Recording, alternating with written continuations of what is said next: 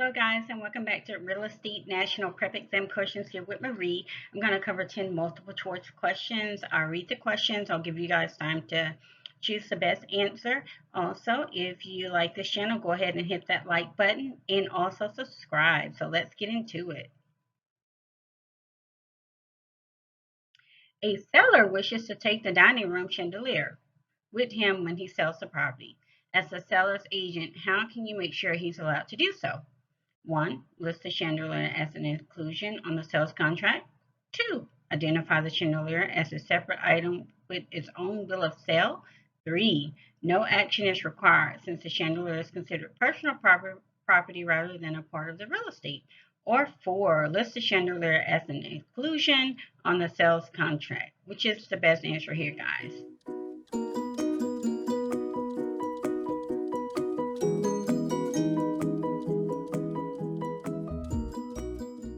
And the correct answer is list the chandelier as an inclusion on the sales contract. I did make some notes here and to kind of further elaborate on this one. The chandelier is permanently attached to the ceiling and therefore it's considered part of the real estate rather than personal property. The seller can legally remove it by listing it as an exclusion on the sales contract so the buyer knows it won't stay with the property.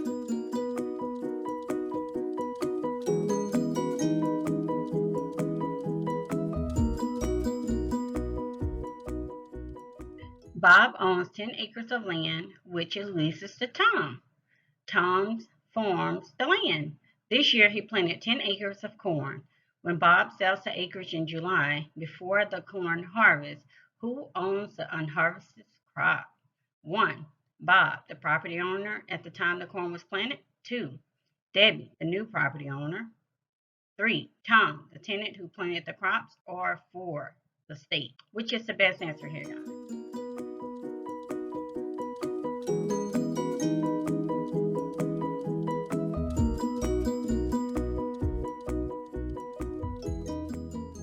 And the correct answer is Tom, the tenant who planted the crops. Okay, and then, so pretty much in this situation, crops are emblements. The legal doctrine gives Tom ownership of the crops and gives him the right to enter the land to harvest them, even though the land now belongs to Debbie. Bob isn't allowed to transfer the crops with the property.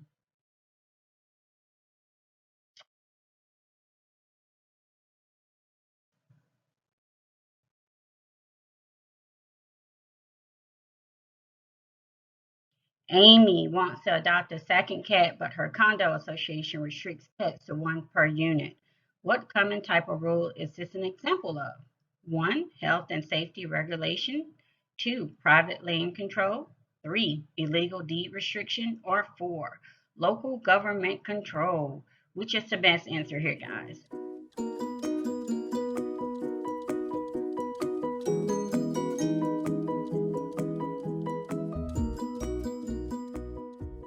And the correct answer is private land control.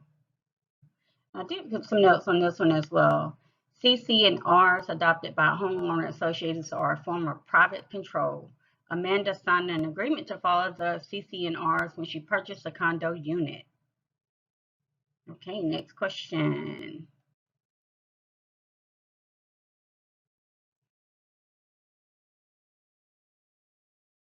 A property owner, Kevin, sells the mineral rights to an oil company. What's true about this situation? 1. The surface and subsurface rights to the parcel are now owned separately. 2. Kevin and the oil company are now co-owners of the real estate. 3. Kevin has defrauded the oil company. Or 4. The mineral rights can be separated because they are considered personal property. Which is the best answer here, guys?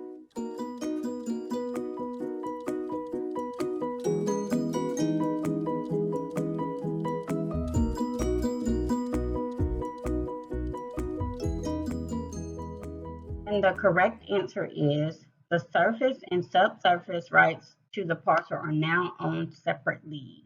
And in my notes I had the subsurface rights may be separated from the surface rights and transferred to another. The surface and subsurface rights are owned separately. Okay, next question.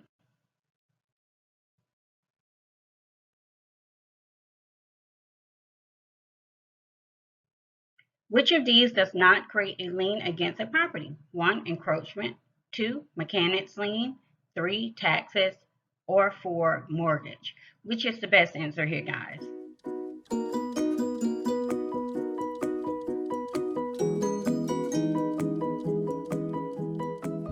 And the correct answer is encroachment. This does not create a lien against the property. Of course, the mechanics lien do. You can have a tax lien and also a mortgage lien. Okay, next question.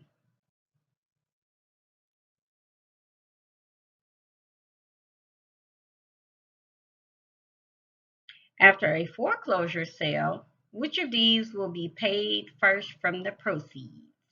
1, the real estate broker, 2, the property taxes, 3, a judge against the property owner, or 4, the mortgage lender. Which is the best answer here, guys?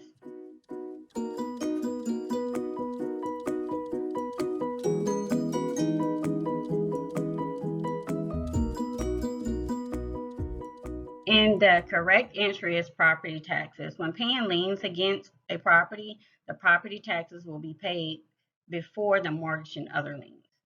Next question.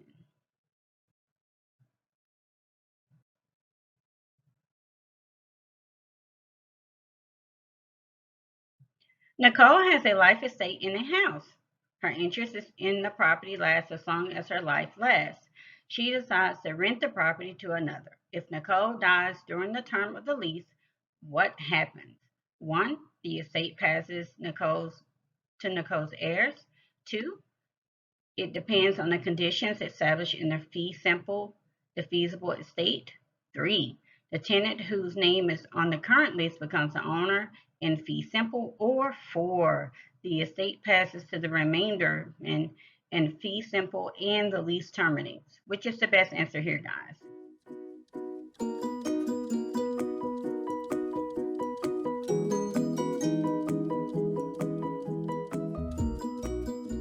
And the correct answer is the estate passes to the remainder man in fee simple and the lease terminates. And then I also had in my notes, when a life estate is established, it identifies a person called a remainder man, unless it's the person who granted the estate, to whom the estate will pass when the life estate ends. Any lease terminates when the owner of the life estate dies. Next question.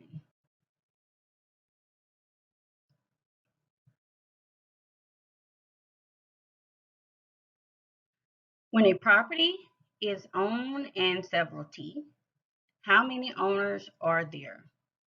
1, 2, 3, any number more than 1, or 4, one married couple.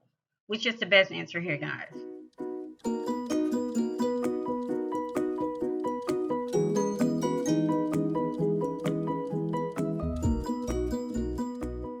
And the correct answer is 1.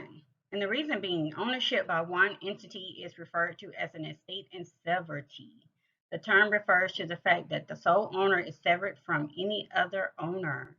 Next question.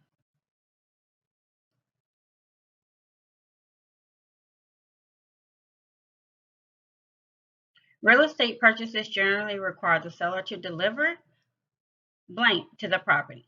1, a deed of trust. 2, a marketable title. 3, title encumbrances. Or 4, a new title. Which is the best answer here, guys?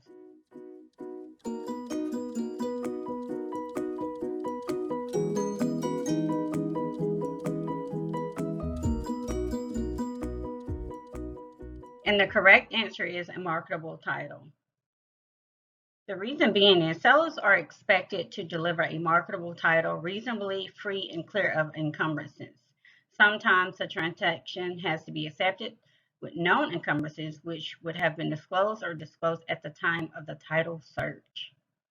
Okay, next question.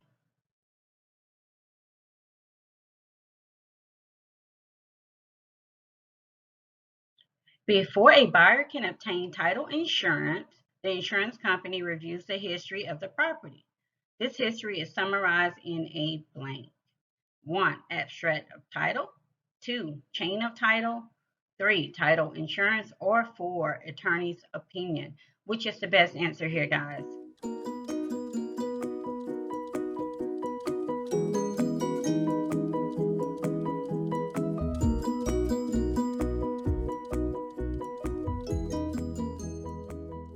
And the correct answer is abstract of title. The abstract of title summarizes the chain of title, which is then reviewed by an attorney who issues an opinion. Okay, guys, this wraps up the 10 questions here today. I'll be sure to get more content out there to you guys. If you need any elaborations on any of the questions, please post your comments below. And bye for now.